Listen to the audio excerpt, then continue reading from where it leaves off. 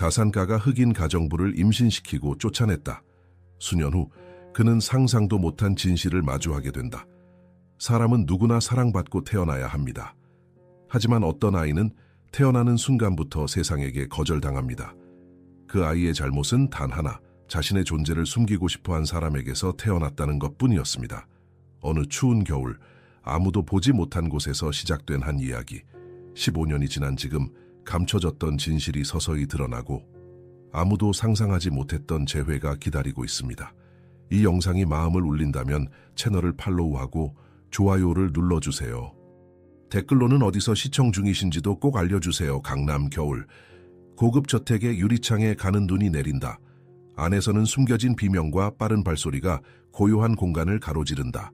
한 흑인 여성이 대리석 바닥에 무릎을 꿇고 배에 손을 얹은 채 얼굴에는 눈물이 흐른다. 맞은편에서는 40대의 성공한 사업가 한 자의석이 혐오와 억눌린 분노로 그녀를 노려보고 있다. 부드러운 목소리와 깊은 눈을 가진 에티오피아 출신 가정부 아얀다는 초음파 사진을 들고 떨고 있었다. 재석은 그 이미지를 보자마자 망설임 없이 말했다. 넌 내 인생을 망치고 있어. 넌 그저 직원일 뿐이야. 순수한 피가 아니야. 충격에 빠진 아얀다는 적어도 출산할 때까지만 머물게 해달라고 간청한다. 그는 거절한다. 경비원이 호출된다. 그녀는 코트도 돈도 없이 이 나라에서 자신 말고는 아무도 없는 상태로, 그리고 그녀 안에서 자라고 있는 생명과 함께 눈 속으로 끌려나간다. 아얀다가 고통과 추위로 거의 기절하면서 가장 가까운 병원까지 홀로 걸어가는 동안 우리는 동시에 재석이 호화로운 비즈니스 파티에서 자신의 혈통의 명예와 명성을 위해 건배하는 모습을 본다. 사람들로 가득 찬 공립병원에서 아얀다는 눈이 가늘고 피부가 검은 여자아이를 출산한다. 의사는 서류를 작성하며 망설인다. 그녀는 딸을 팔에 안고 말한다. 넌 강해질 거야. 세상이 널 보길 거부해도 내가 널 존재하게 할 거야. 복도 끝에서 누군가 지켜보고 있다. 그것은 재석의 어머니다. 그녀의 눈에는 눈물이 맺혀 있지만 아무 말도 하지 않는다. 대신 손에 든 봉투를 간호사에게 건네며 속삭인다. 이 아이의 앞날이 우리 가문의 그림자에 가려지지 않게 해주세요. 간호사가 아얀에게 다가가려 할 때 재석의 어머니는 손목을 잡고 말한다. 내 아들에게는 절대 알리지 마세요. 그는 자신이 한 일의 무게를 감당할 준비가 되어 있지 않아요. 하지만 병원 CCTV는 이 모든 순간을 기록하고 있었다. 15년 후 이 영상은 삶을 바꾸는 증거가 될 것이다. 아이가 첫 울음을 터뜨릴 때 아얀다의 떨리는 손이 아이의 목덜미에 작은 목걸이를 건다. 뒷면에는 한 JS가 새겨져 있다. 나연아, 아얀다가 속삭인다. 내 이름은 나연이야. 넌 네가 생각하는 것보다 더 강해. 우리는 살아남을 거야. 창밖으로는 눈이 더 세차게 내리기 시작했고 서울의 불빛은 희미해졌다. 한 생명이 세상에 나왔지만 다른 삶은 영원히 변해버렸다. 그날 밤 재석은 호화로운 자신의 침대에서 꿈을 꾼다. 눈 속에서 울고 있는 아이의 울음소리. 그는 땀에 젖어 깨어나지만 그 소리는 상상이었다고 스스로를 설득한다. 하지만 깊은 곳에서 그는 자신이 지울 수 없는 상처를 남겼다는 것을 알고 있다. 그리고 그 상처는 언젠가 그에게 돌아올 것이다. 15년 후 전라도의 작은 마을. 아침 이슬이 아직 마르지 않은 좁은 시장길에서 한 소녀가 분주히 움직이고 있었다. 나연은 엄마 아얀다가 운영하는 작은 분식점에서 손님들에게 뜨거운 떡볶이를 서빙하고 있었다. 그녀의 검은 피부와 약간 가늘게 휘어진 눈은 이 작은 마을에서 그녀를 독특하게 만들었다. 아줌마, 이 떡볶이 정말 맛있네요. 에티오피아 사람이 어떻게 한국 음식을 이렇게 잘 만들어요? 한 단골 손님이 웃으며 말했다. 아얀다는 미소를 지으며 대답했다. 15년이면 충분히 배울 수 있죠. 그리고 나연이가 많이 도와줘요. 나연은 손님들 사이를 능숙하게 오가며 주문을 받고 음식을 나르고 있었다. 학생들이 학교 후 몰려오기 시작했고 그들 중 몇몇은 나연에게 인사를 건넸다. 나연아, 이번 시험 또 정요 1등 했다며. 대단하다. 한 여학생이 외쳤다. 나연은 쑥스러운 미소를 지었다. 그냥 운이 좋았어. 하지만 그녀의 성적은 운이 아니었다. 매일 밤 새벽 2시까지 공부하는 끈기와 노력의 결과였다. 마을 사람들은 그녀를 가난하기엔 너무 열심히 공부하는 아이라고 불렀다. 어떤 사람들은 그녀의 이국적인 외모와 뛰어난 두뇌가 대조적이라고 수군거렸다. 해가 저물고 가게 문을 닫은 후 나연은 작은 방에 앉아 책상 서랍을 열었다. 그 안에는 반으로 찢어진 사진 한 장이 있었다. 사진 속에는 아얀다만 있었지만 찢어진 흔적을 보면 누군가가 함께 있었다는 것을 알 수 있었다. 나연은 그 사진을 오래도록 바라보았다. 아빠는 어떤 사람이었어요? 나연이 문득 물었다. 아얀다는 그 질문에 항상 침묵했지만 이번만큼은 그녀의 눈에 눈물이 맺혔다. 그는 자신의 세계를 가진 사람이었어. 우리는 그 세계에 맞지 않았을 뿐이야. 나연은 더 묻지 않았다. 항상 그랬듯이. 하지만 그날 밤 아얀다가 잠든 후 나연은 엄마의 작은 상자를 발견했다. 호기심에 그것을 열어보니 그 안에는 뒷면에 한 JS가 새겨진 작은 목걸이가 있었다. 바로 자신의 목에 걸려있는 것과 똑같은 디자인이었다. 나연의 손이 떨렸다. 그녀는 인터넷 카페에 가서 한 JS를 검색했다. 수많은 결과 중에서 한 사업가의 이름이 눈에 띄었다. 한재석. 그의 사진을 보는 순간 나연은 자신의 가느다란 눈과 그의 눈이 얼마나 닮았는지 깨달았다. 그녀의 심장이 빠르게 뛰기 시작했다. 한편 서울의 강남에 있는 호화로운 펜트하우스에서 한재석은 의사에게서 전화를 받고 있었다. 한 회장님 유전자 검사 결과가 나왔습니다. 안타깝게도 선생님께서는 매우 희귀한 혈액 질환을 앓고 계십니다. 이 질환은 유전적으로 매우 특이해서 적합한 골수 기증자를 찾기가 거의 불가능합니다. 가족 중에 검사를 받으실 분이 있으신가요? 재석은 창밖을 바라보며 천천히 대답했다. 제 아들이 있습니다만 그는 저와 혈액형이 다릅니다. 다른 혈연 관계가 있으신 분은요? 형제 자매나 혹시 다른 자녀분이라도? 그 질문에 재석의 표정이 굳었다. 15년 전 눈 내리던 밤의 기억이 그의 머릿속을 스쳐 지나갔다. 그는 잠시 침묵했다. 없습니다. 전화를 끊은 후 그의 아내 박민정이 거실로 들어왔다. 고급스러운 실크 가운을 입은 채 그녀의 표정은 차갑고 계산적이었다. 무슨 전화였어요? 그녀가 물었다. 재석은 창문에 비친 자신의 모습을 응시하며 말했다. 아무것도 아니요. 민정은 그를 의심스럽게 바라보았다. 당신 뭔가 숨기고 있죠? 의사였죠. 검사 결과 나쁜 거예요. 재석은 한숨을 쉬었다. 희귀 혈액 질환이라고 합니다. 치료법이 거의 없대요. 민정의 눈이 커졌다. 그럼 어떻게 해요? 우리 도윤이는 어쩌고? 회사는? 골수 이식이 필요하지만 적합한 기증자를 찾기 어렵다고 하네요. 민정은 잠시 생각에 잠겼다가 말했다. 당신 혹시 숨기고 있는 자식이라도 있는 거 아니에요? 재석의 얼굴이 창백해졌다. 무슨 말도 안 되는 소리를? 돈을 들여서라도 당신의 과거를 조사할 팀을 고용해야겠어요. 혹시라도 당신의 피를 나눈 사람이 더 있다면 찾아봐야죠. 재석은 말없이 그녀를 바라보았다. 죽음의 두려움과 과거의 죄책감 사이에서 그는 천천히 고개를 끄덕였다. 그날 밤 나연은 이상한 꿈을 꾸었다. 눈이 내리는 서울의 거리에서 자신이 길을 잃고 헤매는 꿈이었다. 그리고 어디선가 그녀를 부르는 목소리가 들렸다. 꿈에서 깨어났을 때 나연의 손은 목걸이를 꽉 쥐고 있었다. 한제이스, 한재석. 그녀는 어둠 속에서 속삭였다. 당신이 정말 내 아버지인가요? 서울 강남의 고급 빌딩 한켠, 미니로 불리는 전직 경찰 출신 사설 탐정 김민지는 창가에 서서 비 내리는 도시를 바라보고 있었다. 그녀의 사무실은 검소했지만 벽면을 가득 채운 해결된 사건들의 증거가 그녀의 능력을 증명했다. 전화벨이 울렸다. 김민지 탐정사무소입니다. 김 탐정님, 한재석 회장의 부인 박민정입니다. 지금 당장 뵐 수 있을까요? 비용은 문제되지 않습니다. 1시간 후 민정은 민지의 사무실에 앉아 있었다. 그녀의 명품 옷과 보석은 이 소박한 공간과 어울리지 않았다. 남편이 중병에 걸렸어요. 골수 이식이 필요한데 혈연 관계가 아니면 기증자를 찾기 어렵다고 합니다. 민정이 담담히 말했다. 민지는 차분히 메모를 하며 물었다. 그래서 제가 어떻게 도와드릴 수 있을까요?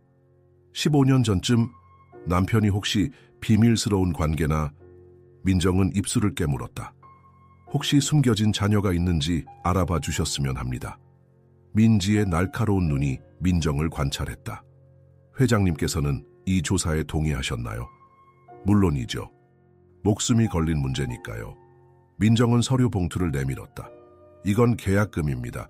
그리고 남편의 15년 전 개인 기록, 회사 직원 명단, 그리고 특히 가정부나 비서로 일했던 여성들의 목록이에요. 민지는 봉투를 열지 않고 테이블 위에 올려놓았다. 한 가지 물어봐도 될까요? 만약 그런 자녀가 있다면 어떻게 하실 건가요? 민정의 눈빛이 차가워졌다. 그건 제 문제입니다. 당신은 그저 찾기만 하면 됩니다. 비가 내리는 밤 민지는 한자해석 회장의 과거 기록을 뒤지기 시작했다. 그녀는 15년 전 한자해석 저택에서 일했던 모든 직원의 이력서를 살펴보았다. 한 페이지를 넘기다 멈췄다. 에티오피아 출신 아얀다 메콘넨. 근무 기간은 2년이었고 갑작스럽게 해고된 기록이 있었다. 이상하네. 민지가 중얼거렸다. 해고 이유가 기재되어 있지 않아. 다음 날 민지는 한재석 회장이 거주했던 강남 저택 근처 병원들의 출산 기록을 조사하기 시작했다. 10번째 병원에서 그녀는 마침내 무언가를 발견했다. 아얀다 메콘넨 이름으로 출산한 기록. 날짜는 아얀다가 한재석 저택에서 해고된 직후였다. 아이 이름이 한나연. 민지의 눈이 커졌다. 아이의 성이 한이었다. 이것은 결정적인 단서였다. 주소란에는 전라도의 작은 마을 이름이 적혀 있었다. 한편 그 작은 마을에서 나연은 수능을 준비하며 열심히 공부하고 있었다. 그녀의 꿈은 서울의 명문의대에 입학하는 것이었다. 하지만 모든 장학금 신청서에서 같은 문제에 부딪혔다. 지원자는 완전한 한국인 가족 이력을 제출해야 합니다. 나연은 좌절감에 빈 신청서를 구겼다. 에티오피아 혼혈이라는 이유로 내 꿈을 포기해야 한다고? 그날 저녁 아얀다는 딸이 울고 있는 것을 발견했다. 무슨 일이니 나연아? 엄마, 내가 누구인지 알고 싶어요. 내 아버지가 누구인지. 나연이 흐느꼈다. 아얀다의 눈에 오랜 슬픔이 어렸다. 그녀는 깊은 한숨을 쉰 후 작은 상자를 꺼냈다. 그 안에는 오래된 사진 한 장과 병원 팔찌가 있었다. 네 아버지는 자기 삶에서 자기 딸을 지워버린 사람이야. 아얀다가 마침내 입을 열었다. 나연은 말없이 그 물건들을 바라보았다. 몇 분의 침묵 후 그녀는 물었다. 그 사람 아직 살아있나요? 아얀다는 천천히 고개를 끄덕였다. 아마도. 한자해석이 맞죠? 제 목걸이에 새겨진 이니셜의 주인이. 나연이 조용히 말했다. 아얀다의 얼굴이 창백해졌다. 어떻게 알았니? 찾아봤어요. 인터넷에. 그리고 나연은 깊은 숨을 들이쉬었다. 그의 눈이 내 눈과 같아요. 그 순간 누군가 문을 두드렸다. 문을 열자 세련된 정장을 입은 여성이 서 있었다. 안녕하세요. 한나연 양과 아얀다 메콘넨 씨를 찾고 있습니다. 제 이름은 김민지입니다. 민지는 나연의 얼굴을 보는 순간 확신했다. 그녀의 눈은 한재석의 눈과 정확히 일치했다. 무슨 일로 오셨나요? 아얀다가 경계하며 물었다. 민지는 조심스럽게 말했다. 한재석 회장님 관련 일로 왔습니다. 중요한 말씀을 드려야 할 것 같아요. 나연의 심장이 빠르게 뛰기 시작했다. 그 사람이 저를 찾고 있나요? 민지는 잠시 망설이다가 솔직하게 말했다. 회장님께서 중병에 걸리셨습니다. 골수 이식이 필요한 상황이고 혈연 관계인 당신만이 도울 수 있을지도 모릅니다.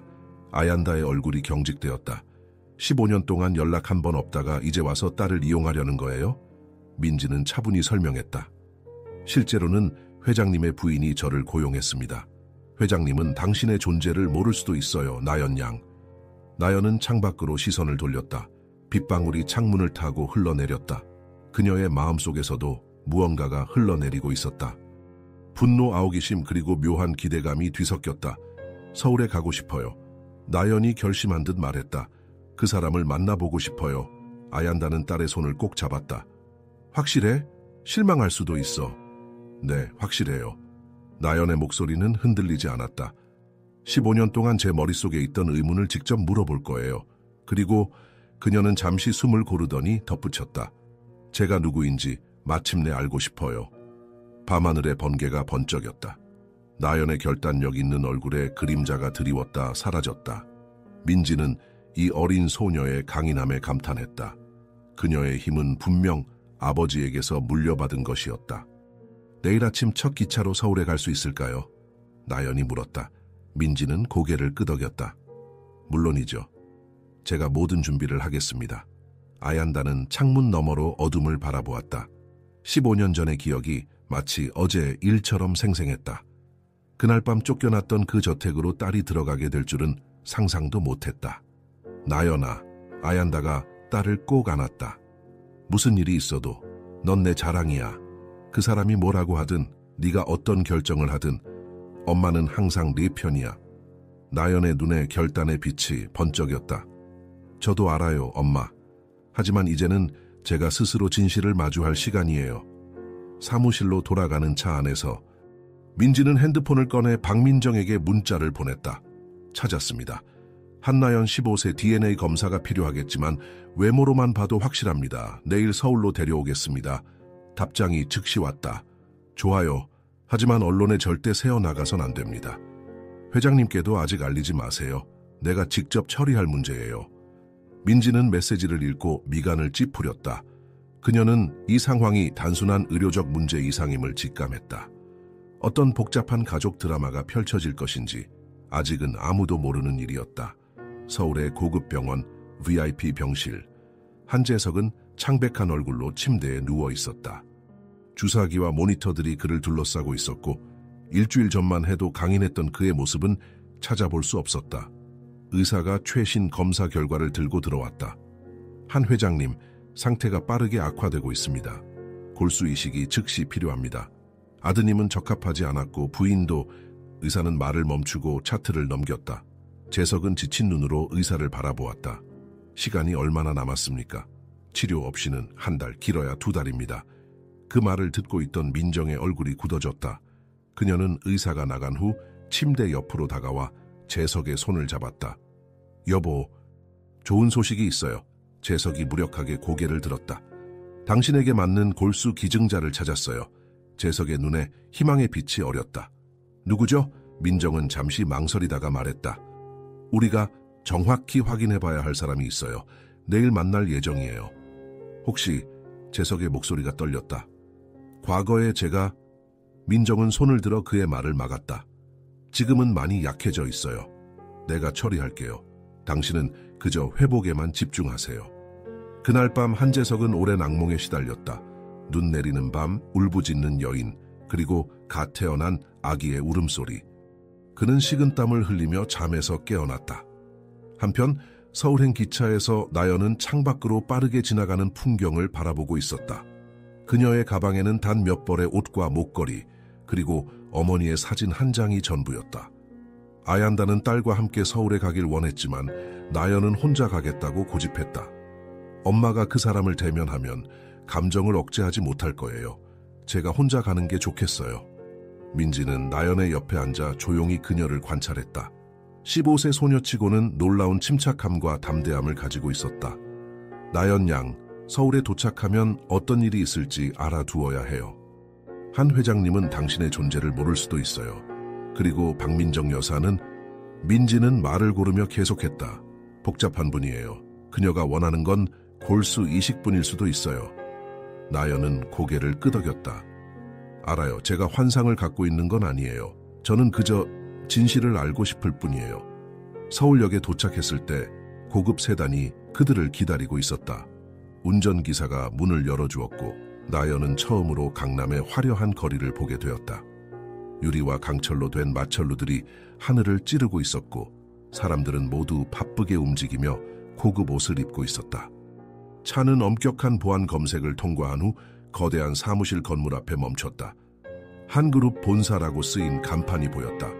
여기서 회장님을 만나나요? 나연이 물었다. 민지는 고개를 저었다. 아니요. 먼저 박민정 여사를 만날 거예요.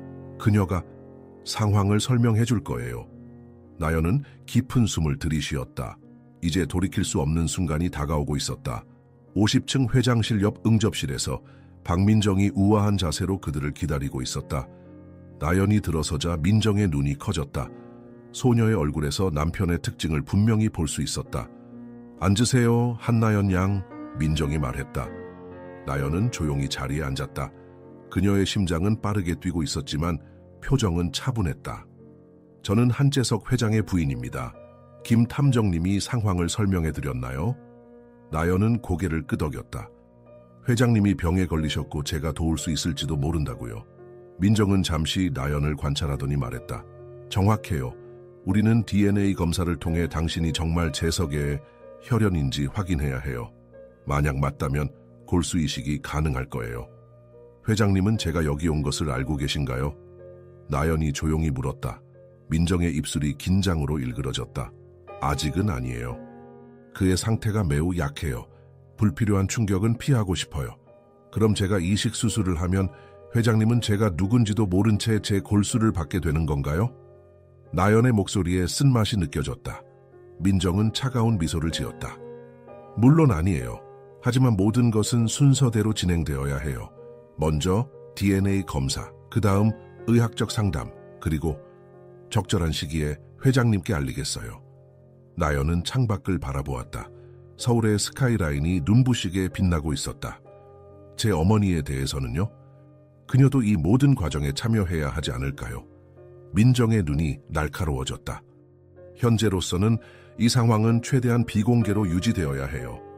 언론이 알게 되면 회사 주가에 영향을 미칠 수 있어요. 그때 문이 열리고 한 젊은 남자가 들어왔다. 그는 나연을 보자 놀란 표정을 지었다. 어머니, 누구? 그가 말을 멈추고 나연을 자세히 살펴보았다. 이 사람 눈이 아버지랑 도윤아, 나중에 설명해 줄게. 지금은 가줄래? 민정이 서둘러 말했다. 한도윤, 재석의 아들이자 그룹 후계자였다. 그는 혼란스러운 표정으로 나연을 한 번 더 바라본 후 나갔다. 민정은 한숨을 쉬었다. 일이 복잡해지네요. 어쨌든 나연 양, 당신의 결정이 필요해요. DNA 검사를 받고 도울 의향이 있나요? 나연은 침착하게 대답했다. 검사는 받겠습니다. 하지만 한 가지 조건이 있어요. 민정의 눈썹이 올라갔다. 조건이라고? 검사 결과가 나오면 회장님을 직접 만나고 싶어요. 제가 누군지 그에게 말하고 싶어요. 방 안의 긴장이 감돌았다. 민정은 차갑게 웃었다. 당신 나이에 제법 담대하네요. 좋아요. 하지만 의사가 적절한 시기라고 판단할 때만이에요. 그날 오후 나연은 병원에서 DNA 검사를 받았다. 검사 후 민지는 그녀를 고급 호텔로 데려갔다. 여기서 결과를 기다리게 될 거예요. 아마 내일이면 나올 거예요. 나연은 호텔 창가에 서서 서울의 야경을 바라보았다. 수많은 불빛 속에서 그녀는 자신의 아버지가 어디에 있는지 궁금해했다. 다음 날 아침 검사 결과가 나왔다. 민정은 서류를 보자마자 얼굴이 굳어졌다. 99.9999% 일치, 의심의 여지가 없네요. 그녀는 즉시 의사를 불러 상담했다. 이식 가능성은 어떤가요? 의사는 기쁜 표정으로 말했다. 완벽합니다. 이런 높은 일치도는 매우 드문 일입니다. 빨리 진행하면 회장님을 살릴 수 있습니다. 민정은 깊은 한숨을 내쉬었다. 그녀는 나연을 바라보며 말했다. 좋아요. 약속대로 당신은 회장님을 만날 수 있어요. 하지만 조건이 있어요. 나연은 고개를 끄덕였다. 무슨 조건인가요? 이 모든 일이 끝나면 당신과 당신 어머니는 충분한 보상을 받고 다시는 우리 가족에게 접근하지 않는다는 계약에 서명해야 해요. 이건 단순한 의료적 도움일 뿐 가족 관계의 시작이 아니에요. 나연의 눈에 상처받은 표정이 스쳤지만 곧 차분해졌다. 저는 돈을 원하는 게 아니에요. 단지 진실과 인정을 원할 뿐이에요. 현실을 직시하세요, 나연 양. 당신이 바라는 가족 상봉 드라마는 없어요. 한재석은 한 그룹의 회장이고 명성과 가문의 명예가 걸려 있어요. 나연은 민정을 똑바로 바라보며 말했다. 저는 그저 15년 동안 제 머릿속을 괴롭혀온 질문에 대한 답을 원할 뿐이에요. 그가 왜 저와 제 어머니를 버렸는지. 그날 저녁 나연은 병원 복도에서 기다리고 있었다. 민정이 먼저 들어가 재석에게 상황을 설명하기로 했다. 나연의 심장은 거의 터질 듯이 뛰고 있었다. 드디어 문이 열리고 민정이 나왔다. 그녀의 표정은 읽기 어려웠다. 들어가세요. 그가 당신을 기다리고 있어요. 나연은 떨리는 다리로 병실로 들어갔다. 창가 쪽 침대에 한재석이 누워 있었다. 그는 병마로 여위였지만 여전히 권위 있는 모습이었다. 그가 고개를 돌려 나연을 바라보았다. 두 사람의 눈이 처음으로 마주쳤다. 15년 만의 만남이었다. 침묵이 방을 채웠다. 재석의 눈에서 복잡한 감정이 교차했다. 놀라움, 혼란, 그리고 무언가 죄책감처럼 보이는 것. 나연, 그의 목소리는 거의 속삭임에 가까웠다. 나연은 침대 앞에 섰다. 그녀가 기다려온 순간이었다. 하지만 재석은 사과하지 않았다. 대신 그가 말한 첫 마디는 내 도움이 필요하다. 나연의 얼굴에 상처받은 표정이 스쳤다. 그녀는 조용히 대답했다. 그 말 전에 듣고 싶은 말이 있었는데요. 그리고 그녀는 돌아서서 방을 나갔다. 병원 로비에서 민지가 그녀를 기다리고 있었다. 어땠어요? 나연은 눈물을 참으며 말했다. 제가 기대했던 것보다 더 냉담했어요. 그날 밤 호텔 방에서 나연은 창밖을 바라보며 많은 생각에 잠겼다. 어머니에게 전화해 상황을 설명했다. 아얀다는 딸에게 당장 돌아오라고 애원했지만 나연은 결심이 서 있었다. 다음 날 아침 놀랍게도 나연은 다시 병원으로 갔다. 재석의 병실 문 앞에서 그녀는 깊은 숨을 들이쉬고 노크했다. 재석은 놀란 표정으로 그녀를 바라보았다. 나연은 침착하게 말했다. 검사를 받겠습니다. 이식도 하겠어요. 그녀는 잠시 멈추었다가 덧붙였다. 당신을 위해서가 아니에요. 언젠가 거울을 볼 때 저 자신이 당신처럼 되지 않았다고 느끼기 위해서예요. 재석의 눈에 복잡한 감정이 스쳤다. 그는 천천히 고개를 끄덕였다. 다음 날 블랙 세단이 한자해석의 강남 저택 앞에 멈춰 섰다. 나연은 차창 밖으로 거대한 백색 대리석 저택을 바라보았다. 높은 철문, 정교한 정원, 그리고 경비원들이 24시간 지키고 있는 이곳은 그녀가 상상해온 것보다 훨씬 더 웅장했다. 여기서 제가 태어났을 수도 있는 곳인가요? 나연이 민지에게 조용히 물었다. 민지는 고개를 끄덕였다. 검사와 수술 준비를 위해 며칠 동안 여기 머물게 될 거예요. 박민정 여사가 그렇게 결정했어요. 나연은 깊은 숨을 내쉬었다. 어머니는 들어올 수 없나요? 아직은 안 된대요. 민지의 표정이 미안해 보였다. 민정 여사가 불필요한 혼란을 피하고 싶다고 하네요. 나연의 얼굴에 씁쓸한 미소가 번졌다. 혼란이라 내 어머니가 혼란이라고요. 저택 안으로 들어서자 나연은 거대한 대리석 로비에 압도되었다. 천장은 높았고 샹들리에가 화려하게 빛났으며 벽에는 명화들이 걸려 있었다. 가정부 한 명이 그녀의 작은 가방을 받아들고 2층으로 안내했다. 이쪽이 손님 방입니다. 가정부가 문을 열며 말했다. 방은 나연이 살던 집 전체보다 넓었다. 킹사이즈 침대, 대형 TV, 그리고 발코니까지 있었다. 그녀는 넋을 잃고 방을 둘러보았다. 저녁 식사는 7시에 준비됩니다. 민정 여사께서 함께 하실 거예요. 가정부가 나가면서 말했다. 혼자 남겨진 나연은 천천히 방을 돌아다녔다. 그녀는 발코니로 나가 정원을 내려다보았다. 완벽하게 손질된 잔디, 분수대, 그리고 멀리 보이는 수영장까지. 이곳의 모든 것이 그녀의 세계와는 너무나 달랐다. 이런 곳에 살았다면 내 인생은 어땠을까? 그녀는 중얼거렸다. 저녁 식사 시간, 나연은 거대한 식당으로 내려갔다. 긴 테이블 한쪽 끝에 민정이 앉아 있었고 다른 한쪽에는 한도윤이 불편한 표정으로 자리하고 있었다. 앉으세요, 나연 양. 민정이 차갑게 말했다. 나연은 조용히 테이블 중간 자리에 앉았다. 세 사람 사이에 무거운 침묵이 흘렀다. 넌 누구야? 마침내 도윤이 직설적으로 물었다. 갑자기 나타나서 아버지를 만나고 이제 우리 집에 머무르다니. 민정이 아들을 날카롭게 쳐다보았다. 도윤아, 예의를 지켜. 괜찮아요. 나연이 조용히 말했다. 저는 한나연이에요. 저는 당신의 아버지를 돕기 위해 여기 왔어요. 도윤의 눈이 가늘어졌다. 어떻게 도울 건데? 도윤아, 민정이 테이블을 내리쳤다. 식사나 해. 이건 어른들의 일이야. 식사는 거의 말없이 진행되었다. 나연은 평생 먹어본 적 없는 고급 요리들을 조금씩 맛보았다. 식사가 끝나갈 무렵 민정이 말했다. 내일 아침 9시에 병원에서 추가 검사가 있어요. 그리고 그녀는 잠시 멈추었다. 가능한 한 집 안에서만 머물러 주세요. 이웃들이나 기자들의 눈에 띄면 안 돼요. 나연은 고개를 끄덕였다. 알겠습니다. 그런데 회장님은요? 그분은 병원에 계신가요? 민정의 표정이 굳어졌다. 그는 오늘 퇴원했어요. 하지만 매우 약한 상태예요. 당분간은 그를 만날 수 없을 거예요.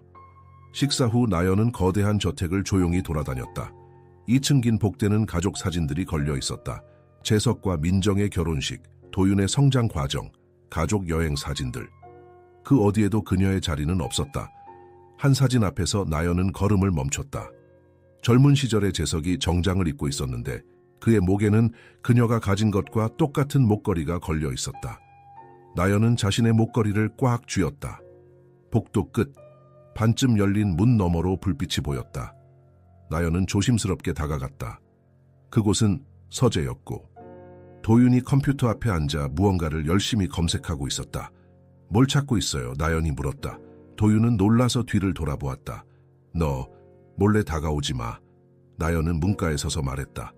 당신이 뭘 그렇게 찾는지 궁금해서요. 도윤은 잠시 망설이다가 말했다. 네가 누군지 알아보고 있어. 갑자기 나타난 여자애가 우리 아버지의 골수 이식자라니. 너무 이상하잖아. 나연은 슬픈 미소를 지었다. 그렇게 궁금하다면 그냥 물어보지 그래요? 저는 숨길 게 없어요. 그래? 그럼 네 아버지가 누구야?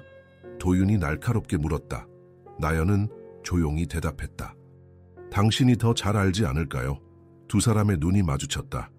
긴장된 침묵이 흘렀다. 도윤의 눈이 점점 커지기 시작했다. 설마 아버지가... 그의 목소리가 떨렸다. 그때 복도에서 발소리가 들렸다. 두 사람은 동시에 고개를 돌렸다. 한재석이 지팡이에 의지한 채 서 있었다. 그의 얼굴은 창백했지만 눈은 날카로웠다. 무슨 얘기를 하고 있는 거지? 재석이 물었다. 도윤은 자리에서 벌떡 일어났다. 아버지 왜 나오셨어요? 의사가 쉬라고 했잖아요. 재석은 아들을 무시하고 나연을 바라보았다. 내일 아침에 검사를 받는다고 들었다. 나연은 고개를 끄덕였다. 네, 고맙다. 재석이 간단히 말했다.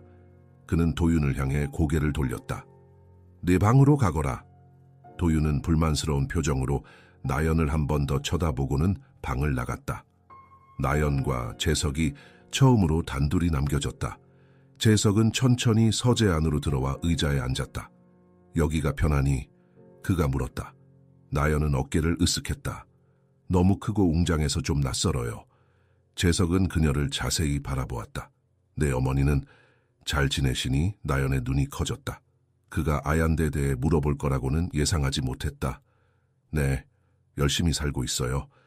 작은 분식점을 운영하고 있죠. 재석의 표정이 복잡해 보였다. 그는 책상 위 사진틀을 천천히 뒤집어 놓았다. 그곳에는 젊은 민정의 사진이 있었다. 네가 여기 온 것을 민정이 알고 있나?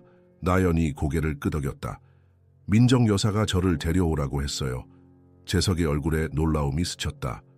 그랬구나. 잠시 침묵이 흘렀다. 나연은 용기를 내어 물었다. 제가 태어났을 때 왜 저와 어머니를 내쫓았나요? 재석의 눈이 흔들렸다. 그는 천천히 일어나 창가로 걸어갔다. 네가 기억하고 있을 리 없지. 그가 중얼거렸다. 그때 난 다른 사람이었다. 가문과 혈통 그리고 회사의 명예만을 생각했지. 그게 저와 제 어머니를 버리기에 충분한 이유였나요? 나연의 목소리가 떨렸다. 재석은 대답하지 않았다. 대신 그는 말했다. 늦었다. 내일은 일찍 일어나야 해. 이만 쉬어라. 그는 더 이상의 대화 없이 방을 나갔다. 다음 날 아침 병원에서 나연은 추가 검사를 받았다. 의사는 결과를 보고 크게 만족해했다. 완벽합니다. 이식 수술은 48시간 내에 진행할 수 있어요. 민정은 안도의 한숨을 내쉬었다. 그녀는 나연에게 말했다. 고마워요. 이 일이 끝나면 약속대로 보상해드릴게요. 나연은 대답하지 않았다. 그녀의 마음속에는 다른 계획이 있었다. 저택으로 돌아온 후 나연은 자신의 방에 있던 도윤을 발견했다. 그는 그녀의 가방을 뒤지고 있었다. 뭐 하는 거예요? 나연이 소리쳤다. 도윤은 놀라서 돌아섰지만 금세 냉정을 되찾았다. 네가 정말 우리 아버지의 딸인지 확인하고 싶었어. 그렇게 궁금하면 DNA 검사 결과를 보세요. 99.9999% 일치해요. 나연이 차갑게 말했다. 도윤은 물러서지 않았다. 그게 사실이라면 넌 내 이복 여동생이 되는 거네. 나연은 고개를 끄덕였다. 기술적으로는 그렇죠. 하지만 넌 결코 이 가문의 일원이 될 수 없어. 도윤의 목소리가 날카로워졌다. 네오는 그저 우리에게 필요한 의료적 도움을 주고 사라질 사람일 뿐이야. 나연은 깊은 상처를 받았지만 감정을 숨기려 노력했다. 걱정 마세요. 저는 당신네 가족의 일원이 되고 싶지 않아요. 저는 단지 진실을 원할 뿐이에요. 도윤은 웃음을 지었다. 진실?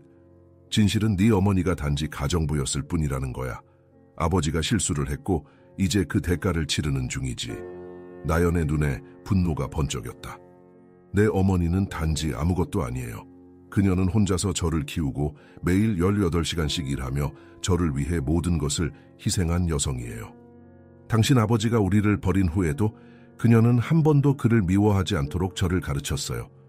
도윤은 잠시 말문이 막혔다. 그는 천천히 방을 나가며 말했다. 내일 이식 수술이 있어. 그 후에는 네가 우리 집에서 사라져 주길 바래. 그날 저녁 나연은 민정을 찾아가 조건을 제시했다. 검사 결과가 완벽하다고 들었어요. 하지만 제가 수술에 동의하기 전에 한 가지 요구사항이 있어요. 민정은 눈썹을 치켜세웠다. 무슨 조건인데요? 모든 가족이 모인 자리에서 회장님이 제 어머니를 공개적으로 인정해 주셨으면 해요. 그녀가 단지 실수가 아니었다는 것을 인정하는 거예요. 민정의 얼굴이 분노로 일그러졌다. 말도 안 되는 소리. 재석이 그때 방에 들어왔다. 무슨 일이지? 민정이 화를 참지 못하고 말했다. 이 애가 황당한 요구를 하고 있어요. 당신이 그 에티오피아 여자를 공개적으로 인정하라는군요. 재석은 천천히 나연을 바라보았다. 그게 네가 원하는 거니? 나연은 고개를 끄덕였다. 이 저택에 있는 모든 사람들 앞에서 제 어머니가 단지 일회성 실수가 아니었다는 것을 인정해 주세요. 그녀는 저를 혼자 키웠고 한 번도 당신을 나쁘게 말하지 않았어요. 재석의 얼굴에 복잡한 감정이 스쳤다. 그는 잠시 생각하더니 대답했다. 안 된다. 나연의 눈에 실망감이 번졌다. 그녀는 조용히 일어나 자신의 작은 가방을 챙기기 시작했다. 뭐 하는 거지? 민정이 물었다. 떠날 준비요. 나연이 차분하게 대답했다. 이 모든 것이 실수였어요. 그녀는 아무 말 없이 방을 나갔다. 잠시 후 저택의 정문을 향해 걸어가는 나연의 모습이 CCTV에 포착되었다. 도윤이 아버지의 방으로 급히 들어왔다. 아버지, 그 애가 떠나고 있어요. 재석은 창밖을 바라보며 말했다. 내버려 두거라. 민정이 분노에 찬 목소리로 말했다. 당신 미쳤어요. 그 애가 당신의 유일한 희망이에요. 도윤은 혼란스러운 표정으로 묻었다. 무슨 일이 있었던 거예요? 재석은 천천히 아들을 바라보았다. 네가 알아야 할 때가 온 것 같구나. 나연은 네 이복 여동생이다. 도윤의 얼굴이 창백해졌다. 그는 창밖으로 사라져가는 나연의 뒷모습을 바라보았다. 그리고 그녀는 내 생명을 구할 수 있는 유일한 사람이다. 재석이 덧붙였다. 하지만 나연은 이미 대문을 지나 어둠 속으로 사라지고 있었다. 서울역 근처 작은 모텔방. 나연은 창가에 기대어 서서 밤거리를 바라보고 있었다. 그녀의 전화기는 꺼져 있었다. 어머니에게 마지막으로 문자를 보낸 후 괜찮아요. 곧 집에 갈게요. 그녀는 혼자만의 시간이 필요했다. 그녀의 마음은 복잡했다. 한재석을 만나고 그의 집에 머물면서 그녀는 자신이 항상 꿈꿔왔던 아버지의 모습과 현실 사이의 간극을 절감했다. 어린 시절 그녀는 아버지가 언젠가 돌아와 자신을 안아줄 것이라고 상상했다. 하지만 현실의 한자해석은 차갑고 거리감 있는 사람이었다. 나연의 방문을 두드리는 소리가 들렸다. 그녀는 경계하며 문을 살짝 열었다. 김탐정님? 나연이 놀라며 말했다. 민지는 걱정스러운 표정으로 서 있었다. 들어가도 될까요? 나연이 고개를 끄덕이자 민지가 방으로 들어왔다. 어떻게 저를 찾으셨어요? 민지가 쓴 웃음을 지었다. 전직 형사라는 걸 잊으셨나 봐요. 호텔이나 모텔의 15세 소녀가 혼자 체크인하면 직원들이 주의를 기울이게 되죠. 그녀는 작은 봉투를 내밀었다. 이건 박민정 여사가 보낸 거예요. 당신이 재고려해 주길 바란대요. 나연은 봉투를 열었다.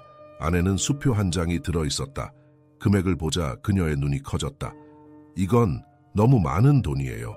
민지는 고개를 끄덕였다. 한 회장의 상태가 빠르게 악화되고 있어요. 의사들은 며칠밖에 남지 않았다고 해요.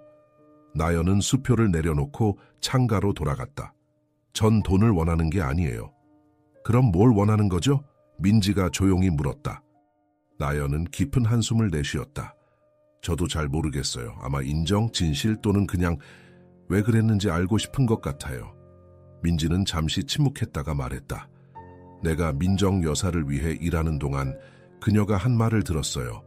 한 회장님이 과거에 당신 어머니를 어떻게 대했는지. 나연이 고개를 돌려 민지를 바라보았다. 그는 잔인했어요.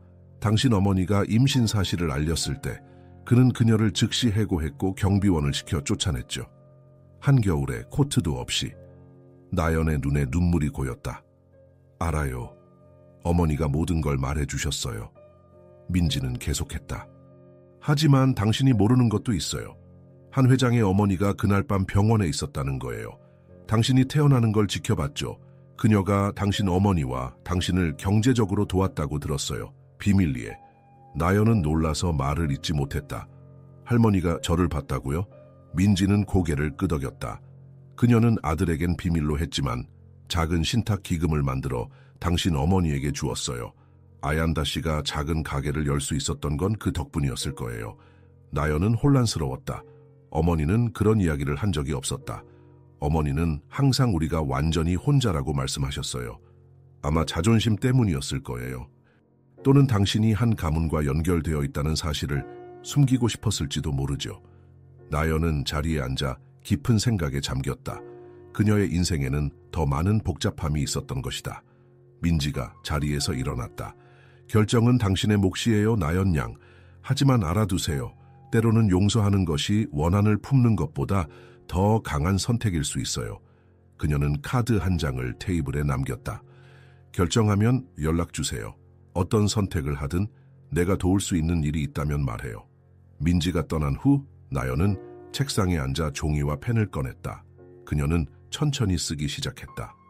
한재석 회장님께 밤새도록 나연은 편지를 썼다. 지우고 다시 쓰고 또 지우기를 반복했다. 새벽이 밝아올 무렵 그녀는 마지막 문장을 완성했다. 다음 날 아침 아얀다는 버스에서 내려 서울의 번화가를 걸었다. 그녀는 딸의 문자를 받고 잠을 이루지 못했다. 결국 새벽 버스를 타고 서울로 올라왔다. 작은 모텔에 도착했을 때 그녀는 나연이 책상에서 무언가를 열심히 쓰고 있는 것을 발견했다. 나연아, 아얀다가 딸을 꼭 안았다. 괜찮니? 무슨 일이 있었던 거야? 나연은 어머니를 보자 눈물을 참지 못했다. 엄마, 그를 만났어요. 아버지를. 아얀다의 눈에도 눈물이 고였다. 어땠니? 나연은 고개를 저었다. 상상했던 것과는 달랐어요. 그는 차가웠어요. 그리고 그의 가족은 저를 원치 않았어요. 아얀다는 딸의 머리를 쓰다듬었다. 그래서 여기 있는 거니? 다 끝났어? 나연은 잠시 고민하다가 물었다. 엄마, 한 할머니가 우리를 도와주셨다는 게 사실이에요. 아얀다의 표정이 굳어졌다. 누가 그런 말을 했니? 김민지 탐정님이요. 그녀가 말하길 아버지의 어머니가 제가 태어날 때 병원에 있었대요. 그리고 우리를 경제적으로 도왔다고. 아얀다는 깊은 한숨을 내쉬었다. 그래, 사실이야. 한 할머니는 매달 돈을 보내주셨어. 네가 태어난 날부터 돌아가시기 전까지. 왜 말해주지 않으셨어요? 아얀다의 눈에 슬픔이 어렸다. 네가 그 가문과 연결되어 있다는 사실을 알게 되면 상처받을까봐 두려웠어. 그들은 우리를 버렸잖니. 재석 씨 말고 할머니는 우리를 버리지 않으셨잖아요. 나연이 말했다. 아얀다는 딸의 책상 위 종이를 보았다. 이게 뭐니? 아버지에게 쓰는 편지예요. 나연이 대답했다. 아얀다가 걱정스럽게 물었다. 그에게 보내려고? 나연은 고개를 저었다. 아니요. 저 자신을 위한 거예요. 편지는 나연의 인생 전체를 담고 있었다. 첫 걸음마를 뗀 날, 학교에서 왕따를 당했던 순간, 밤늦게까지 공부하며 꿈을 키웠던 시간들, 그리고 매 순간마다 아버지가 없어서 느꼈던 공허함. 나는 당신의 딸입니다. 편지는 이렇게 시작했다. 당신이 알든 모르든 인정하든 거부하든 이것은 변하지 않는 사실입니다. 편지는 계속해서 나연의 성장 과정과 그녀가 느꼈던 감정들을 솔직하게 담아냈다. 마지막 문단에 이르러 그녀는 가장 중요한 말을 적었다. 당신은 저를 자신의 딸로 알고 죽어갈 것입니다. 하지만 저는 제가 스스로의 창조물임을 알며 살아갈 것입니다. 저를 키운 것은 어머니의 사랑이었고 저를 강하게 만든 것은 당신의 부재였습니다. 당신이 저에게서 빼앗아간 것들보다 저는 더 많은 것을 스스로 만들어냈습니다. 이것이 제가 당신에게 마지막으로 하고 싶은 말입니다. 아얀다는 딸의 편지를 읽고 눈물을 흘렸다. 나연아, 이게 정말 내 마음이니? 나연은 고개를 끄덕였다. 네. 하지만 이제 한 가지 더 결정해야 할 게 있어요. 그녀는 침대 위에 수표를 가리켰다. 민정 여사가 이걸 보냈어요. 제가 이식 수술을 해주면 이 돈을 주겠대요. 아얀다의 얼굴이 굳어졌다. 그래서 내 결정은? 나연은 깊은 숨을 들이마셨다. 그를 돕고 싶어요. 아얀다는 놀란 표정을 지었다. 정말 그들이 너를 어떻게 대했는데? 이건 그들을 위한 게 아니에요, 엄마. 저 자신을 위한 거예요. 나연의 눈은 결연했다. 제가 어떤 사람인지 스스로 증명하고 싶어요. 저는 그와 다르다는 것을, 저는 누군가를 버리지 않는다는 것을.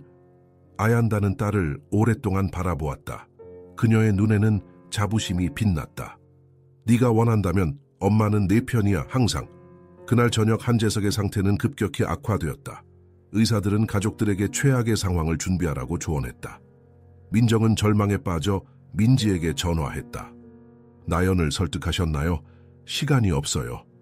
아직 답을 듣지 못했습니다. 민지가 대답했다. 그때 그녀의 다른 전화기가 울렸다. 발신자는 나연이었다. 나연 양. 민지가 전화를 받았다. 결정했어요. 나연의 목소리는 차분했다. 수술을 하겠습니다. 하지만 조건이 있어요. 무슨 조건인가요? 제 편지를 그에게 직접 전해주세요. 그가 읽을 수 있을 때요. 민지는 잠시 생각하다가 대답했다. 알겠습니다. 약속할게요. 1시간 후 나연과 아얀다는 병원에 도착했다. 의료진은 즉시 나연을 준비시키기 시작했다. 복도에서 그들은 민정, 도윤 그리고 여러 친척들을 지나쳤다. 모두 긴장된 표정이었다. 민정이 다가와 나연의 손을 잡았다. 고마워요. 나연은 담담하게 고개를 끄덕였다. 그녀는 주머니에서 봉투를 꺼내 민지에게 건넸다. 약속대로 부탁드려요. 수술실로 들어가기 전 나연은 어머니를 꼭 안았다. 걱정하지 마세요, 엄마. 저는 강해요. 아얀다는 눈물을 참으며 미소 지었다. 그래, 넌 항상 강했어. 의료진이 나연을 데리고 사라졌다. 이제 기다림만이 남았다. 수술은 몇 시간 동안 진행되었다. 밖에서는 한 가족과 아얀다가 각자의 구역에서 침묵 속에 기다렸다. 아무도 말을 걸지 않았지만 그들은 모두 같은 생각을 하고 있었다. 15년 전에 버려진 그 아이가 이제 그들의 유일한 희망이 되었다는 것. 마침내 의사가 나왔다. 수술은 성공적이었습니다. 나연 양은 회복실에 있고 한 회장님은 이제 골수 이식을 받았습니다. 앞으로 며칠이 중요합니다. 모두가 안도의 한숨을 내쉬었다. 민정은 눈물을 흘리며 의사에게 감사를 표했다. 민지는 봉투를 들고 재석의 병실로 향했다. 그는 수많은 기계에 연결된 채 의식이 없는 상태였다. 그녀는 봉투를 그의 침대 옆 테이블에 놓았다. 나연이 당신을 위해 이것을 남겼습니다. 그녀는 조용히 말했다. 깨어나시면 읽어보세요. 회복실에서 나연은 천천히 눈을 떴다. 어머니가 그녀의 손을 잡고 있었다. 잘했어, 나연아. 아얀다가 속삭였다. 넌 정말 용감해. 나연은 약하게 미소 지었다. 그가 살 수 있을까요? 의사가 희망적이라고 했어. 네가 그를 구했어. 나연은 눈을 감았다. 그녀의 마음은 이상하게 평화로웠다. 그녀는 자신이 해야 할 일을 했다. 이제 그녀의 이야기에서 아버지의 장은 끝났다. 새로운 장이 시작될 시간이었다. 수술 후 사흘째 되는 날 새벽, 서울은 조용했다. 병원 복되는 간호사들만이 조용히 오가는 가운데 검은색 고급 차량이 응급실 입구에 조용히 멈춰섰다. 운전석에서 내린 것은 김민지였다. 그녀는 뒷좌석 문을 열어주었고 나연이 천천히 내렸다. 정말 괜찮은 거예요? 민지가 걱정스럽게 물었다. 나연은 고개를 끄덕였다. 네, 이건 제가 해야 할 일이에요. 그녀는 아직 수술 후 완전히 회복되지 않았다. 창백한 얼굴에 피로가 역력했지만 그녀의 눈빛만은 결연했다. 아얀다는 모텔에서 잠들어 있었고 나연은 어머니에게 알리지 않고 민지에게 비밀리에 연락해 병원으로 데려다 달라고 부탁했다. 병원 안은 새벽의 고요함이 감돌았다. VIP 병동으로 향하는 엘리베이터를 타며 나연은 마음을 가다듬었다. 민지는 조용히 그녀의 옆을 지켰다. 한 회장님의 상태는 어떤가요? 나연이 물었다. 안정적이에요. 당신의 골수가 이식되었고 초기 반응은 긍정적이라고 해요. 하지만 아직 의식은 없어요. 재석의 병실 앞에 도착했을 때 경비원이 그들을 멈춰 세웠다. 면회 시간이 아닙니다. 민지가 신분증을 보여주었다. 박민정 여사의 지시로 왔습니다. 경비원은 의심스러운 눈초리로 나연을 바라보았지만 결국 그들을 통과시켰다. 병실 안으로 들어서자 나연은 숨을 멈췄다. 재석은 각종 의료 장비에 둘러싸여 있었다. 그의 얼굴은 창백했고 호흡은 약했다. 그녀는 천천히 침대 옆으로 다가갔다. 테이블 위에는 그녀의 편지가 놓여 있었다. 아직 열리지 않은 채로 나연은 의자에 조용히 앉았다. 이상하게도 그녀는 두려움을 느끼지 않았다. 대신 무언가 끝나가는 듯한, 그리고 동시에 시작되는 듯한 감각이 그녀를 감쌌다. 저 잠시만 둘만 있게 해주세요. 나연이 민지에게 말했다. 민지는 고개를 끄덕이고 방을 나갔다. 나연은 깊은 숨을 들이마시고 재석의 차가운 손을 조심스럽게 잡았다. 안녕하세요, 아버지. 그녀는 처음으로 그를 아버지라고 불렀다. 제가 왔어요. 물론 대답은 없었다. 오직 심장 모니터의 규칙적인 비프음만이 방 안을 채웠다. 저희 엄마는 항상 제게 말했어요. 나연아, 내 심장에는 용서할 수 있는 힘이 있다고요. 어렸을 때는 그 말이 무슨 뜻인지 몰랐어요. 하지만 이제는 알 것 같아요. 나연은 테이블 위에 놓인 편지를 바라보았다. 저 편지에 제 인생의 모든 아픔과 분노를 담았어요. 당신이 저와 엄마를 버렸을 때 느꼈던 모든 감정들, 하지만 이제 깨달았어요. 그 감정들을 계속 품고 있는 건 저 자신을 해치는 일이라는 걸요. 그녀는 잠시 말을 멈추고 창밖으로 밝아오는 새벽빛을 바라보았다. 저는 당신이 깨어나서 저를 딸로 인정해 주길 바라는 게 아니에요. 더 이상은 그런 욕망이 없어요. 대신 당신이 살아서 스스로의 실수를 마주하고 더 나은 사람이 되길 바랄 뿐이에요. 나연은 부드럽게 재석의 손을 쥐었다. 그때 놀랍게도 그의 손가락이 미세하게 움직였다. 나연은 숨을 멈췄다. 재석의 눈꺼풀이 천천히 떨렸다.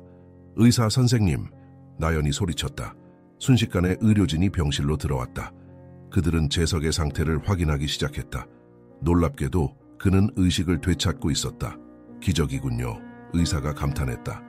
이렇게 빨리 의식을 되찾을 거라고는 예상하지 못했습니다. 나연은 병실 구석으로 물러나 상황을 지켜보았다. 재석은 천천히 눈을 떴다. 그의 시선은 혼란스럽고 흐릿했지만 점차 초점이 맞춰졌다. 그는 방 안을 둘러보다가 마침내 나연을 발견했다. 두 사람의 눈이 마주쳤다. 그 순간 나연은 자신이 더 이상 이곳에 있어선 안 된다고 느꼈다. 그녀는 조용히 뒤로 물러나 방을 나섰다. 복도에서 민지가 그녀를 기다리고 있었다. 무슨 일이에요? 그가 깨어났어요. 나연이 말했다. 이제 가야 해요. 기다려요. 민지가 그녀의 팔을 잡았다. 그를 만나지 않을 거예요? 이건 당신이 기다려온 순간 아닌가요? 나연은 고개를 저었다. 아니요. 제가 필요한 건 이미 다 끝났어요. 그녀는 복도를 걸어 엘리베이터로 향했다. 그때 뒤에서 급한 발소리가 들렸다. 민정이 허둥지둥 달려왔다. 나연, 잠깐만. 민정의 목소리는 평소와 달리 다급했다. 재석이 깨어났어. 그리고 널 찾고 있어. 나연은 멈춰 섰지만 돌아보지는 않았다. 무슨 말을 하던가요? 민정은 잠시 망설이다가 말했다. 그가 내 이름을 불렀어. 그리고 편지를 읽고 싶다고 했어. 나연은 천천히 고개를 돌렸다. 그건 그가 읽어야 할 거예요. 하지만 제가 거기 있을 필요는 없어요. 부탁이야. 민정의 목소리가 낮아졌다. 그는 내게 할 말이 있대. 나연은 깊은 숨을 들이마셨다. 그녀는 이 순간이 올 것이라고 예상하지 못했다. 하지만 그녀의 내면에서는 무언가가 그녀에게 한 번 더 마주할 것을 속삭였다. 좋아요. 병실로 돌아왔을 때 의사들은 거의 다 나가고 있었다. 재석은 이제 반쯤 일어난 자세로 앉아 있었다. 그의 손에는 나연의 편지가 들려 있었다. 봉투는 열려 있었지만 아직 편지를 꺼내지는 않은 상태였다. 나연이 문간에 서자 재석은 천천히 고개를 들었다. 그의 눈에는 나연이 전에 본 적 없는 감정이 스쳤다. 후회, 슬픔. 그녀는 확신할 수 없었다. 들어오렴. 재석의 목소리는 약했지만 명확했다. 나연은 조용히 방으로 들어와 침대 발치에 섰다. 그녀는 더 가까이 가고 싶지 않았다. 재석은 봉투를 들어 올렸다. 이게 네가 나에게 남긴 거라고 들었다. 나연은 고개를 끄덕였다. 네, 읽어볼까? 나연은 어깨를 으쓱했다. 당신 마음이에요. 재석은 천천히 편지를 꺼냈다. 그는 첫 문장을 읽자마자 움찔했다. 나는 당신의 딸입니다. 그의 얼굴이 점점 창백해졌다. 편지를 읽어내려가며 그의 손은 떨리기 시작했다. 나연의 모든 아픔, 분노, 그리고 마침내 그녀가 찾은 평화까지. 모든 감정이 그 종이에 담겨 있었다. 마지막 문단에 이르렀을 때 재석의 눈에서 눈물이 흘러내렸다. 평생 감정을 억누르고 살아온 이 강인한 사업가가 15살 소녀의 말에 무너지고 있었다. 나연아, 그가 마침내 입을 열었다. 난 내게 사과할 자격이 없구나. 나연은 아무 말도 하지 않았다. 그녀는 이 순간을 위해 미리 준비한 말이 없었다. 네가 나를 구해줬어. 재석이 계속했다. 내가 네게 한 일을 생각하면 네가 나를 도울 이유는 전혀 없었는데 저는 당신이 아니라 저 자신을 위해 그랬어요. 나연이 조용히 말했다. 재석은 고개를 끄덕였다. 내 편지에 그렇게 써있더구나. 저는 제가 스스로의 창조물임을 알며 살아갈 것입니다. 그는 잠시 숨을 고르더니 계속했다. 네가 오라. 넌 내가 아닌 내 어머니를 닮았구나. 그리고 그게 내게 행운이었지. 병실 밖에서는 민정, 도윤, 그리고 몇몇 친척들이 모여 있었다. 그들은 방 안에서 무슨 일이 일어나고 있는지 궁금해했지만 감히 들어가지는 못했다. 재석은 옆 테이블 서랍을 열었다. 거기에는 작은 보석함이 있었다. 그는 그것을 꺼내 나연에게 건넸다. 이건 내 어머니가 나에게 주신 거야. 대대로 내려오는 가보라고 했지. 그가 말했다. 이제 내 것이야. 나연은 상자를 받지 않고 그를 바라보았다. 저는 당신의 보석이나 돈을 원하지 않아요. 이건 단순한 보석이 아니야. 재석이 설명했다. 이건 정체성이야. 네가 누구인지를 보여주는 증거야. 나연은 천천히 상자를 받아들었다.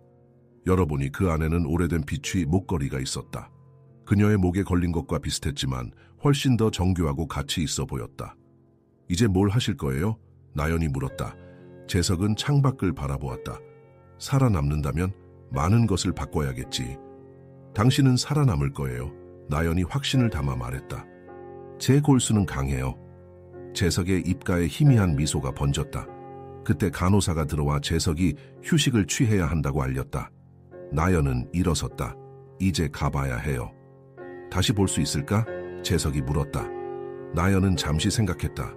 모르겠어요. 그건 시간이 말해주겠죠. 그녀는 방을 나서려다 멈추어 섰다. 한 가지만 더요. 제 어머니에 대해 그녀는 당신보다 훨씬 더 강한 사람이에요. 그걸 기억하세요. 나연은 더 이상의 말 없이 방을 나섰다. 복도에서 그녀를 기다리던 민지가 물었다. 어땠어요? 예상보다 좋았어요. 나연이 대답했다. 이제 집에 가고 싶어요. 다음 날 이른 아침 아얀다와 나연은 서울역에서 기차를 기다리고 있었다. 그들은 모든 것을 뒤로 하고 고향으로 돌아가기로 결정했다. 민정이 준 수표는 나연이 거절했고 대신 재석은 개인 계좌를 개설해 나연의 대학 교육을 위한 자금을 따로 마련해 두었다. 기차가 도착하기 직전 갑자기 역 입구에서 소란이 일었다. 사람들이 카메라 플래시를 터뜨리며 누군가를 쫓고 있었다. 저게 뭐지? 아얀다가 걱정스럽게 물었다. 그때 인파를 뚫고 한 남자가 그들에게 다가왔다. 한재석이었다. 그는 병원 가운 위에 코트를 걸치고 있었고 지팡이에 의지한 채 걸어왔다. 뒤에는 경호원들이 기자들을 막고 있었다. 아얀다. 재석이 아얀다에게 다가갔다. 15년 만의 재회였다. 아얀다의 얼굴에서 핏기가 사라졌다. 재석 씨, 나연은 놀라움에 말을 잇지 못했다. 그가 병원에서 나올 정도로 회복되었다는 것도 그리고 공개적으로 그들을 찾아왔다는 것도 믿기 어려웠다. 재석은 아얀다 앞에 서서 깊이 고개를 숙였다. 용서를 구하러 왔소. 역 안의 모든 사람들이 그들을 쳐다보고 있었다. 휴대폰 카메라가 이 장면을 녹화하고 있었고 기자들은 미친 듯이 사진을 찍고 있었다. 당신이 무슨 짓을 하는 거예요? 아얀다가 놀라서 물었다. 이렇게 공개적으로 15년 전 나는 비겁했소. 재석이 말했다. 그때 내가 한 일은 용서받을 수 없는 일이요. 하지만 이제는 더 이상 숨지 않겠소. 그는 주머니에서 종이 한 장을 꺼냈다. 이건 오늘 아침 모든 주요 신문에 실릴 공개 서한이요. 내가 나연을 내 딸로 인정한다는 내용이요. 기자들이 더 가까이 다가오려 했지만 경호원들이 막아섰다. 아얀다의 눈에 눈물이 고였다. 왜 이제 와서? 나연이 나에게 보여준 용기 때문이요. 재석이 진심을 담아 말했다. 그 아이는 나보다 훨씬 강하오. 당신이 훌륭하게 키웠소. 기차 출발 신호가 울렸다. 아얀다는 혼란스러운 표정으로 나연을 바라보았다. 가세요, 재석이 말했다. 당신들의 선택을 존중하겠소. 하지만 알아주었으면 하오. 이제부터 내 남은 인생은 과거의 실수를 바로잡는 데 쓰일 것이오. 아얀다는 한마디도 하지 않고 나연의 손을 잡고 기차로 향했다. 나연은 뒤돌아보며 재석에게 작별 인사를 했다. 기차 안에서 창문을 통해 그들은 역 플랫폼에 홀로 서 있는 재석의 모습을 보았다. 그는 더 이상 강인한 사업가가 아닌 자신의 실수를 인정한 평범한 노인처럼 보였다. 이게 끝인가요? 나연이 어머니에게 물었다. 아얀다는 딸의 손을 꼭 쥐었다. 아니, 우리의 이야기는 이제 막 시작되었어. 기차가 서울역을 떠날 때 나연은 자신의 목에 걸린 2개의 목걸이를 만졌다. 하나는 어린 시절부터 가지고 있던 것, 다른 하나는 재석이 준 가부. 그녀는 이제 자신의 정체성이 온전히 하나가 되었음을 느꼈다. 그리고 어딘가에서 새로운 장이 시작되고 있었다. 몇 달 후 전라도의 작은 마을은 봄을 맞이하고 있었다. 아얀다의 분식점 앞에는 이전보다 더 많은 사람들이 줄을 서 있었다. 한재석의 딸이 일하는 가게라는 소문이 퍼진 후 호기심 많은 사람들이 전국에서 몰려들었다. 나연은 평소처럼 학교 수업을 마치고 분식점에서 일손을 돕고 있었다. 그녀는 이제 유명 인사가 되었지만 여전히 겸손하고 부지런했다. 단지 눈에 띄는 변화가 있다면 그녀가 입학 원서를 쓰고 있는 대학이 서울대학교 의과대학이라는 점이었다. 오늘도 사람이 많네요. 나연이 주방에서 떡볶이를 만들던 어머니에게 말했다. 아얀다는 미소를 지었다. 사람들은 호기심이 많아. 곧 시들해질 거야. 그때 가게 문이 열리고 우아한 정장을 입은 남성이 들어왔다. 김 비서, 한자해석의 비서였다. 안녕하세요. 나연 양 아얀다 씨. 그가 공손히 인사했다. 한 회장님께서 소식을 전해달라고 하셨습니다. 나연과 아얀다는 서로를 바라보았다. 서울에서 돌아온 후 그들은 재석과 직접적인 연락을 하지 않았다. 단지 신문과 뉴스를 통해 그의 건강이 점차 회복되고 있다는 소식만 들었을 뿐이었다. 무슨 소식인가요? 아얀다가 물었다. 김 비서는 공식적인 봉투 하나를 건넸다. 한 회장님께서 공식 성명을 발표하셨습니다. 오늘 오후 모든 주요 언론에 보도될 예정입니다. 나연이 봉투를 열었다. 안에는 재석의 직인이 찍힌 공식 서한이 있었다. 한재석은 이 서한을 통해 한나연이 나의 친딸임을 공식적으로 인정한다. 그녀의 어머니 아얀다 메콘넨에게 과거에 저지른 불의와 고통에 대해 공개적으로 사과하며 나의 행동에 대한 모든 책임을 인정한다. 서한은 계속되었다. 나는 평생 혈통과 가문의 순수함만을 중요시하며 살아왔다. 하지만 삶과 죽음의 경계에서 나는 중요한 깨달음을 얻었다. 진정한 유산은 피가 아닌 마음에 있다는 것을. 내 딸 나연의 용기와 그녀의 어머니 아얀다의 강인함이 그 증거다. 나연의 손이 떨렸다. 그녀는 아직도 내 딸이라는 말에 익숙하지 않았다. 김 비서가 말을 이었다. 또한 한 회장님께서는 재단을 설립하셨습니다. 한나연 재단이라고 하는데 다문화 가정과 소외된 아이들을 위한 교육 기회를 제공하는 것이 목적입니다. 아얀다의 눈에 눈물이 고였다. 15년 동안 기다려온 인정이었다. 그리고 이것도 전해달라고 하셨습니다. 김 비서가 작은 상자를 내밀었다. 나연이 상자를 열자 안에는 서울대학교 의과대학의 입학 허가서가 있었다. 거기에는 메모가 붙어 있었다. 내 꿈을 응원한다. 넌 훌륭한 의사가 될 거야. 아버지. 나연은 감정이 복잡했다. 기쁨, 혼란, 그리고 묘한 안도감이 그녀를 감쌌다. 한 회장님께 뭐라고 전할까요? 김 비서가 물었다. 나연은 잠시 생각하다가 대답했다. 감사하다고 전해주세요. 하지만 제가 스스로의 길을 가고 싶다고도 말씀해주세요. 김 비서는 고개를 끄덕이고 떠났다. 그날 저녁 뉴스는 한자해석의 공식 발표로 떠들썩했다. 한 그룹의 주가는 일시적으로 하락했지만 놀랍게도 많은 사람들이 재석의 솔직함과 용기를 칭찬했다. 특히 젊은 세대들 사이에서는 그의 행동이 긍정적으로 받아들여졌다. 이틀 후 뜻밖의 방문객이 분식점을 찾아왔다. 한도윤이었다. 여기가 그 유명한 떡볶이집이구나. 그가 어색하게 말했다. 나연은 놀라움을 감추지 못했다. 도윤 씨, 무슨 일로 여기까지? 도윤은 주변을 둘러보며 잠시 침묵했다. 사과하러 왔어. 내가 너를 어떻게 대했는지 미안해. 나연은 그를 자리에 앉히고 떡볶이 한 접시를 내왔다. 괜찮아요. 당시 상황에서는 누구나 그럴 수 있었을 거예요. 도윤은 떡볶이를 한 입 먹고 놀란 표정을 지었다. 이거 정말 맛있네. 엄마가 만든 거예요. 비법 소스가 있거든요. 둘은 어색하게 대화를 나누기 시작했다. 처음에는 날씨와 음식 같은 가벼운 주제로 시작했지만 점차 더 깊은 이야기로 발전했다. 아버지가 많이 변하셨어. 도윤이 말했다. 요즘은 회사보다 자선 활동에 더 많은 시간을 쏟으셔. 그리고 그는 잠시 망설이다가 계속했다. 어머니가 이혼을 요구하셨어. 나연은 놀랐다. 정말요? 왜요? 아버지의 공개 선언 때문이래. 가문의 명예가 손상됐다고. 도윤은 쓴웃음을 지었다. 하지만 솔직히 그들의 결혼은 오래전부터 형식적인 것에 불과했어. 당신은 어떻게 생각해요? 나연이 조심스럽게 물었다. 도윤은 한숨을 쉬었다. 처음에는 화가 났어. 하지만 이제는 아버지가 옳은 일을 하셨다고 생각해. 난 외국으로 유학 갈 예정이야. 경영학보다는 사회복지를 공부하고 싶어. 나연은 미소를 지었다. 그거 좋은 생각이네요. 그들의 대화는 예상보다 훨씬 더 오래 이어졌다. 이복 남매는 서로의 삶, 꿈, 그리고 희망에 대해 이야기했다. 처음으로 그들은 서로를 적이 아닌 가족으로 보기 시작했다. 도윤이 떠나기 전 그는 나연에게 물었다. 다음 주 아버지 생신에 올 수 있을까? 나연은 망설였다. 잘 모르겠어요. 아직은. 이해해. 도윤이 말했다. 서두르지 않을게. 하지만 언제든 내 자리는 준비되어 있어. 몇 달 후 나연은 서울대학교 의과대학에 입학했다. 그녀는 장학금을 받았고 학교 근처 작은 아파트에서 혼자 살기로 했다. 아얀다는 마을에 남아 분식점을 계속 운영했다. 나연의 입학식 날 강당은 학생들과 학부모로 가득 찼다. 아얀다는 긴장한 모습으로 맨 뒷자리에 앉았다.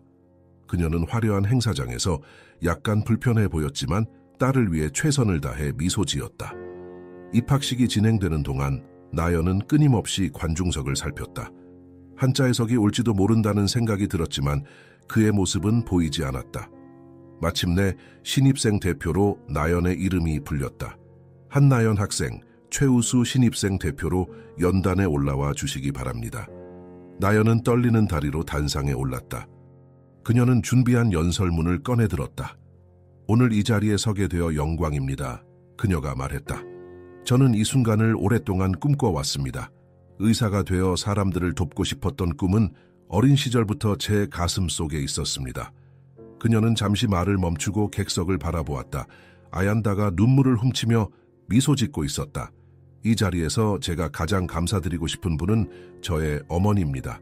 그녀는 혼자서 저를 키우시며 어떤 어려움 속에서도 결코 포기하지 않으셨습니다. 어머니께서 저에게 가르쳐 주신 가장 중요한 교훈은 사랑의 힘과 용서의 능력입니다. 나연은 목에 걸린 목걸이를 만졌다. 이 목걸이는 제 정체성의 상징입니다. 저는 오랫동안 제가 누구인지 고민해왔습니다. 이제 알았습니다. 저는 두 세계에 속한 사람이며 그것이 제 강점입니다.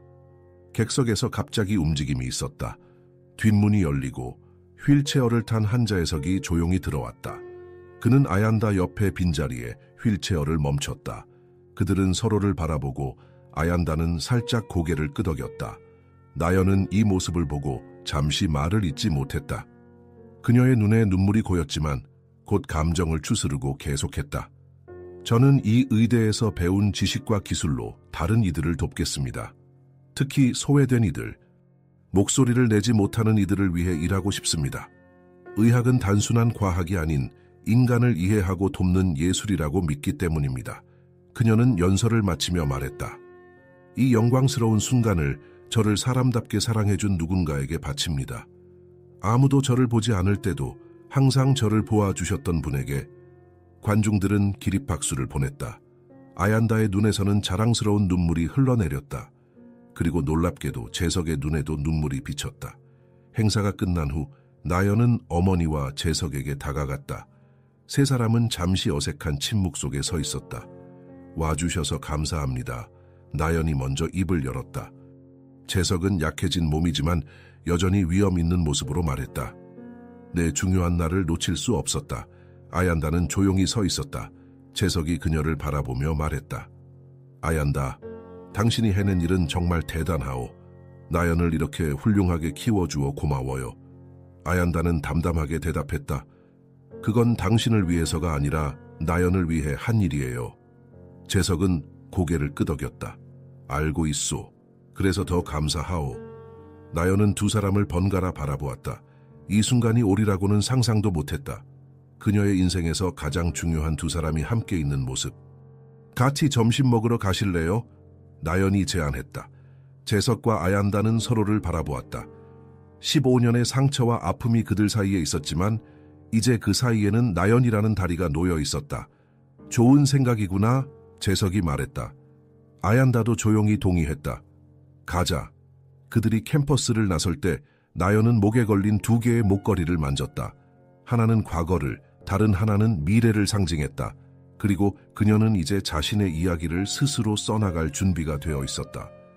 멀리서 카메라 한 대가 이 순간을 포착했다. 다음 날 신문의 헤드라인은 이러했다. 한재석 회장 15년 만에 인정한 딸의 입학식에 참석, 용서와 화해의 순간. 사진 속에는 세 사람이 나란히 걷고 있었다. 나연의 목에 걸린 목걸이가 햇빛에 반짝이고 있었다. 이것이 끝이 아니라 새로운 시작이었다. 아무도 보지 못했던 딸이 이제는 모두가 보게 된 순간. 때로는 가장 깊은 상처를 준 사람이 가장 간절히 용서를 구하게 됩니다. 그리고 가장 잊고 싶었던 과거가 우리 삶을 구하는 열쇠가 되기도 하죠. 당신이라면 어땠을까요? 자신을 버린 사람의 생명을 위해 손을 내밀 수 있었을까요? 아니면 끝까지 외면했을까요? 누구나 실수를 합니다. 하지만 용서는 단지 상대를 위한 것이 아니라 자기 자신을 위한 자유이기도 합니다. 이 이야기가 우리의 마음에 던지는 질문은 단순합니다.